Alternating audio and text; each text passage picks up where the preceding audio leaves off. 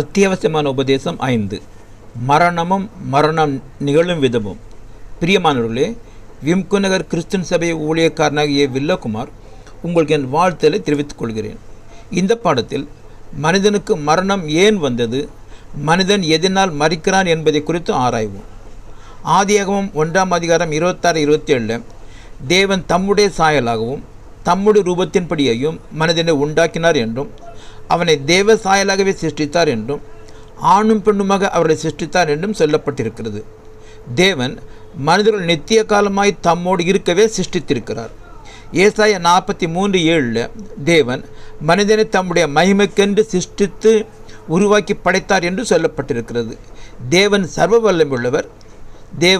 வல்லமை உள்ளவர், சதா காலங்களிலும் உள்ளவர். அவர் ஒருவரே நல்லவர், மிகவும் அன்பும் கிருபையும் உள்ளவர். அப்படிப்பட்ட தேவன் தம்முடைய மகிமைக்கென்று நித்திய காலமாய் தம்மோடு இருக்க சிருஷ்டிக்கப்பட்ட மனிதனுக்கு மரணம் எப்படி ஏன் வந்தது? தேவன் நல்லவராய் இருக்கிறபடியால் மனிதனை சுயமாக சிந்தித்து செயல்படக்கூடிய வகையில் சிருஷ்டித்தார். அவனை ஏதேன் என்னும் தோட்டத்தில் கொண்டு வந்து வைத்து தோட்டத்தின் நடுவிலே ஜீவ விருட்சத்தையும் நன்மை தீமை அறியத்தக்க விருட்சத்தையும் பூமியிலிருந்து முளைக்க பண்ணினார். தேவன் மனிதனை நோக்கி, நீ தோட்டத்திலுள்ள சகல விருட்சத்தின் கனியையும் புசிக்கவே புசிக்கலாம், ஆனாலும் நன்மை தீமை அறியத்தக்க விருட்சத்தின் கனியை புசிக்க வேண்டாம், அதை நீ புசிக்கும் நாளிலே சாகவே சாவா என்று ஒரு உடன்படிக்கையும் பண்ணியிருந்தார். ஏனென்றால் தேவன் நல்லவராய் இருக்கிறபடியால் மனிதன் கட்டாயத்தினால் அல்ல, அவன் தானாக விரும்பி தன்னோடு இருக்க தேவன் விரும்புகிறார். ஆனால் மனிதனோ பிசாசினால் வஞ்சிக்கப்பட்டு தேவன் விலக்கியிருந்த நன்மை தீமை அறியக்கூடிய விருட்சத்தின் கனியை புசித்ததினால் தேவனுடைய உடன்படிக்கையை மீறி பாவம் செய்திருக்கிறான். அதனால் தேவனுடைய சாயலாகிய பரிசுத்த தன்மை இழந்தான், தேவனோடு வாழும் தகுதியை இழந்தான். எனவே நீ மண்ணாயிருக்கிறாய், மண்ணுக்கு திரும்புவாய் என்று தேவன் சொன்னதினால் மனிதனுக்கு மரணம் வந்தது என்று அறிகிறோம். அதனால்தான் ரோமர் 5:12 ஒரே மனுஷனாலே பாவமும் பாவத்தினாலே மரணமும் உலகத்திலே பிரவேசித்தது என்றும் எல்லா மனிதரும் பாவம் செய்தபடியால் மரணம் எல்லாருக்கும் வந்தது என்றும் சொல்லப்பட்டிருக்கிறது. மேலும் ஆதாம் என்ற ஒருவனுடைய மீறுதலினாலே அந்த ஒருவன் மூலமாய் மரணம் எல்லாரையும் ஆண்டு கொண்டிருக்கிறது என்றும் ஒரே மீறுதலினாலே எல்லா மனுஷருக்கும் ஆக்கினைக்கு ஏதுவான தீர்ப்பு உண்டானது என்றும் ஒரே மனுஷனுடைய கீழ்ப்படியாமையினாலே அநேகர் பாவிகளாக்கப்பட்டார்கள் என்றும் பாவம் மரணத்துக்கு ஏதுவாக ஆட்கொண்டது என்றும் சொல்லப்பட்டிருக்கிறது. எனவே பிரசங்கி 12:6 மண்ணானது தான் முன்னிருந்த பூமிக்கு திரும்ப வேண்டும் என்பதும் யோபு 33:23 சகல ஜீவாத்மாக்களுக்கும் மரணம் உறைவிடமாக கொடுக்கப்பட்டிருக்கிறது என்பதும் தேவன் விதித்த நியதியாய் இருக்கிறது. அதனால்தான் எபிரேயர் 2:15 மனிதர்கள் ஜீவ காலமெல்லாம் மரண பயத்தினாலே அடிமை தினத்துக்கு உள்ளாயிருக்கிறார்கள் என்றும் சொல்லப்பட்டிருக்கிறது. 4 விதத்தில் நிகழும் ஜென்ம சரீரத்தின் மரணம். வேதாகமம் மாத்திரமே மனிதனுக்கு மரணம் எப்படி நடைபெறுகிறது என்று சொல்லுகிறது. வேதத்தை பொறுத்தவரை மரணம் 2 வகைப்படும். ஒன்று ஆவிக்குரிய மரணம், மற்றொன்று சரீர மரணம். பொதுவாகவே மக்கள் யாவரும் கொஞ்ச கால இந்த சரீர வாழ்க்கையையும் அதன் மரணத்தை குறித்து மாத்திரம் அறிந்தவர்களாக இருக்கிறபடியால் ஆவிக்குரிய மரணம் என்னதென்று அறியாதிருக்கிறார்கள். எனவே நாமும் முதலில் சரீர மரணம் என்னதென்று ஆராய்வோம், பின்பு ஆவிக்குரிய மரணம் என்னதென்று ஆராய்வோம். 1 தெசலோனிக்கேயர் 5:23 மனிதன் ஆவி ஆத்மா சரீரம் உள்ளவனாய் உண்டாக்கப்பட்டிருக்கிறான். 1 கொரிந்தியர் 15:44 மனிதனுடைய சரீரம் ஜன்ம சரீரம் என்றும் ஆவிக்குரிய சரீரம் என்றும் சரீரத்தை பற்றி 2 வகையாக சொல்லப்பட்டிருக்கிறது. மனிதருக்கு ஒரே ஒரு பிறவிதான், அதாவது ஒரே ஒரு ஜன்மந்தான் உண்டு. அதாவது ஒரே ஒரு முறைதான் சரீரத்தில் பிறந்து பின்பு மரிக்கிறான். அதனால்தான் எபிரேயர் 9:27 ஒரே தரம் மரிப்பதும் பின்பு நியாயத்தீர்ப்பு அடைவதும் மனுஷனுக்கு நியமிக்கப்பட்டிருக்கிறது என்று சொல்லப்பட்டிருக்கிறது. எனவே மனிதர்கள் சொல்லுகிறபடி மனிதனுக்கு 7 ஜென்மம் அல்ல, ஒரே ஜென்மந்தான் உண்டு. இந்த ஒரே ஜென்மத்தில் நமக்கு கொடுக்கப்பட்ட சரீரம் ஜென்ம சரீரம் என்று அழைக்கப்படுகிறது. இந்த ஜென்ம சரீரத்தில் தான் ஆவியும் ஆத்மாவும் வாசம் பண்ணுகிறது. ஆகையினால்தான் இந்த ஜென்ம சரீரம் ஆத்மாவுடைய வீடு என்றும் பூமிக்குரிய கூடாரம் என்றும் புழுதியில் அஸ்திபாரம் போட்ட மண் வீடு என்றும் மண் பாண்டம் என்றும் போர்வை என்றும் புறம்பான மனுஷன் என்றும் சொல்லப்படுகிறது. ஆவியும் ஆத்மாவும் உள்ளான மனிதனாய் இருப்பது போல இந்த ஜன்ம சரீரம் புறம்பான மனிதன் என்று சொல்லப்படுகிறது. மண்ணாய் இருக்கிறாய், மண்ணுக்கே திரும்புவாய் என்பது தேவன் கொடுத்த தண்டனை. எனவே ஜன்ம சரீரமான இந்த மனித சரீரம் செயலிழந்து மண்ணுக்கு திரும்புகிறதே சரீர மரணம். இந்த மரணம் 4 விதத்தில் நிகழ்கிறது. 1. இரத்த ஓட்டம் தடைபட்டால் மரணம் உண்டாகும். அப்போஸ்தலர் 17:26 தேவன் மனுஷ ஜாதியான சகல ஜனங்களையும் ஒரே இரத்தத்தினாலே தோன்ற பண்ணி பூமியின் மீதெங்கும் குடியிருக்க செய்தார். இந்த இரத்தத்தில்தான் மனிதனுடைய உயிர் இருக்கிறது என்பதை யாரும் அறியவில்லை. உயிரை பற்றி உலக மக்களிடையே பலவித குழப்பங்கள் இருந்தாலும் வேதாகமம் மாத்திரமே உயிர் இன்னதென்று திட்டவட்டமாய் தெளிவுபடுத்துகிறது. ஆதியாகமம் 9:4-5 மாம்சத்தை அதன் உயிராகிய இரத்தத்தோடு புசிக்க வேண்டாம். மாம்சத்தை அதன் உயிராகிய இரத்தத்தோடு புசிக்க வேண்டாம். உங்கள் உயிராய் இருக்கிற உங்கள் இரத்தத்துக்காக பழி வாங்குவேன் என்றும், உபாகமம் 12:23 இரத்தமே உயிர், மாம்சத்தோடு உயிரையும் புசிக்க வேண்டாம் என்றும், லேவியராகமம் 17:1 மற்றும் 14 மாம்சத்தின் உயிர் இரத்தத்தில் இருக்கிறது, சகல மாம்சத்திற்கும் இரத்தம் உயிராய் இருக்கிறது, இரத்தம் ஜீவனுக்கு சமானம் ஆகியால் எந்த மாம்சத்தின் இரத்தத்தையும் புசிக்க வேண்டாம் என்றும் தேவன் சொல்லியிருக்கிறார். இதன் மூலம் இரத்தமே உயிர் என்று திடமாய் அறியலாம். பொதுவாக மனித மூளையே மனிதனை இயக்குகிறது என்று சொல்லப்பட்டாலும் அந்த மூளைக்கும் இரத்த ஓட்டம் தடைபட்டால் அதுவும் செயல் இழந்து போகும். எனவே இரத்தமாகிய உயிரே அல்லது உயிராகிய இரத்தமே மனிதனையும் அவனுடைய எல்லா பாகங்களையும் இயங்கச் செய்கிறது. எனவே விபத்து, கொலை, யுத்தம் மூலமாக ஒரு மனிதனுடைய சரீரத்திலிருந்து உயிராய் இருக்கிற இரத்தம் அளவுக்கு மீறி வெளியேறிவிட்டால் அல்லது இரத்த ஓட்டம் தடைபட்டால் அந்த மனிதன் செயலிழந்து மரணம் அடைகிறான். அல்லது விஷத்தின் காரணமாக, வியாதிகளின் காரணமாக உயிராய் இருக்கிற இரத்தம் கெட்டுப்போனால், இரத்தம் தன் தன்மை இழந்தால் மனிதன் செயலிழந்து மரணம் அடைகிறான். 2. சுவாசம் நின்று போனால் மரணம் உண்டாகும். தேவன் மனிதனை தம்முடைய சாயலாகவும் தம்முடைய ரூபத்தின்படியையும் சிருஷ்டித்து அவனுக்கு ஜீவ சுவாசத்தை அவன் நாசியிலே ஊதினார். அதனால் மனிதன் ஜீவாத்மாவானான், அதாவது ஜீவிக்கிற உயிர் வாழ்கிற ஆத்மாவானான். ஜீவ சுவாசம் என்பது ஆவி மற்றும் சுவாசம் ஆகும். ஜீவ சுவாசம் என்பது ஆவி மற்றும் சுவாசம் ஆகும். அதாவது ஆவி வேறு சுவாசம் வேறு என்பதாகும்.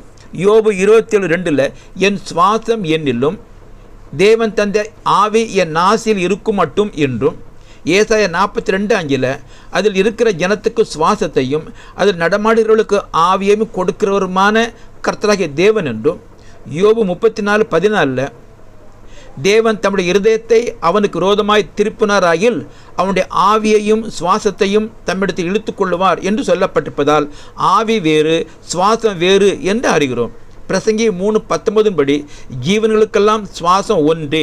சுவாசம் நின்று போகுமானால் அல்லது தண்ணீரில் மூழ்கி அல்லது மூச்சு திணறி இரத்தத்துக்கு சுவாசம் செல்வது தடைபடுமானால் அல்லது சுவாச காற்றில் விஷத்தன்மை இருக்குமானால் மனிதனுக்கு மரணம் நேரிடும்.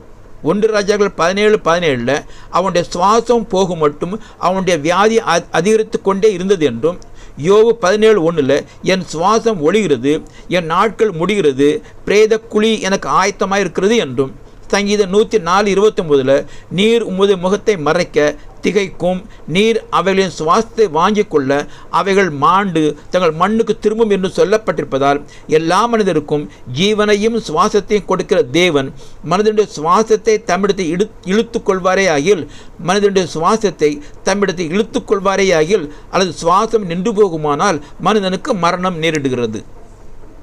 3. மனிதனுடைய ஆவி பிரியுமானால் மரணம் உண்டாகும்.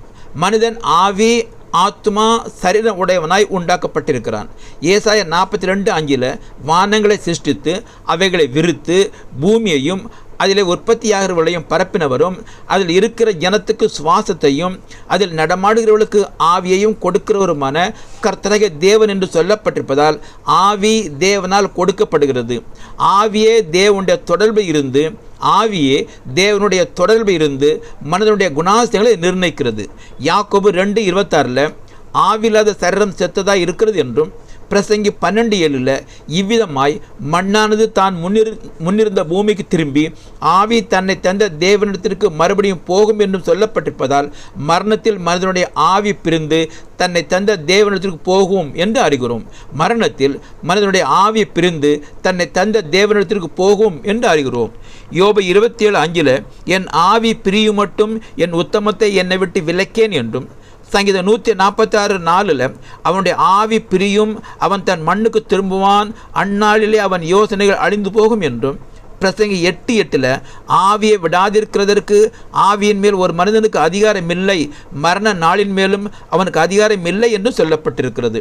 யோபு 34:14 தேவன் தம்முடைய இருதயத்தை மனிதனுக்கு விரோதமாய் திருப்பினாராகில் அவனுடைய ஆவியையும் அவனுடைய சுவாசத்தையும் தம்மிடத்தில் இழுத்துக்கொள்வார். எனவே இந்த ஆவியை தேவன் எடுத்துக்கொள்வாரே ஆகில், தேவன் நமக்கு தந்த இந்த ஆவியை தேவன் எடுத்துக்கொள்வாரே ஆகில், அல்லது ஆவி மனிதனுடைய சரீரத்தை விட்டு பிரியுமானால் மனிதனுக்கு மரணம் உண்டாகும் என்று அறிகிறோம். 4 ஆத்துமா எடுத்துக்கொள்ளப்படுமானால் மரணம் உண்டாகும்.